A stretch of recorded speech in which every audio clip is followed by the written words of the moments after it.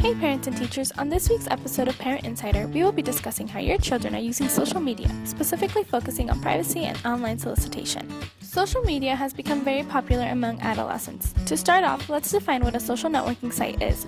Social networking sites are interactive media via the internet. This includes websites such as Facebook, Instagram, Twitter, YouTube, and many more. These websites allow users to self-publish content. In 2007, 73% of teens between the ages of 12 and 17 owned an SNS profile, and that number is only increasing. One of the leading social networking sites is Facebook, which was created in 2004 by Harvard student Mark Zuckerberg as a means of connecting and communicating with his classmates. According to a Pew study done in 2013, 94% of teenagers use Facebook. Another popular site is Twitter, which is a form of microblogging where users can input 140 characters to update their status. Many teens use it to follow and communicate with celebrities and other users. Twitter has gained a lot of popularity since it was created in 2006. 1/4 of online teens use Twitter, and in 1 year, the amount of adolescents using Twitter has doubled.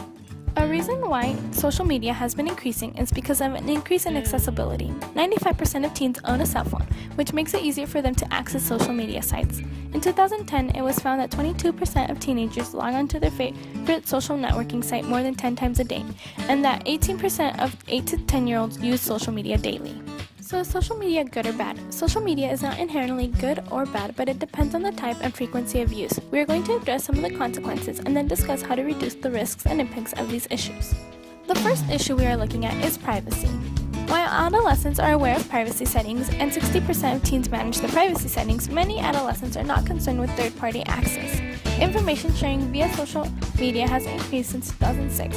With 91% of teens posting photos of themselves and 20% posting their cell phone number. 16% of teens set up posts to include their location automatically, and 14 to 17-year-olds often connect with people they have never met in person. The issue isn't only about making sure their profiles are set to private, but allowing third parties to access their information as well. Many times, kids download apps, and in order to use them, they grant these apps permission to access the general information, location, and list of friends, making their profiles less private. Which leads us to our next topic, online solicitation. Online solicitation is when unwanted attention is given by one party to another, in many cases sexual harassment. One study found that 34% of surveyed adolescents experienced online solicitation in the past year. 8% were being harassed monthly, and 21% admitted to being perpetrators. Being a perpetrator consisted of saying any rude comments, spreading rumors, asking someone any sexual question that the other did not want to answer. Shows like To Catch a Predator and Catfish are documentary shows that raise awareness of the dangers of online anonymity. They show examples of victims meeting online solicitors and finding out that they were not who they said they were. Although social media can be scary, you can make it safe for your children, and this is how. It is important to know that the internet is not always the safest place for your child to spend all their free time. Be aware of the potential risks that can occur.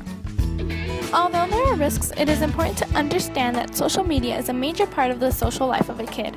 According to Erik Erikson, adolescents are at a stage where they struggle with identity and intimacy. Through social media, they have the ability to self-present themselves and self-disclose information with the friends they want.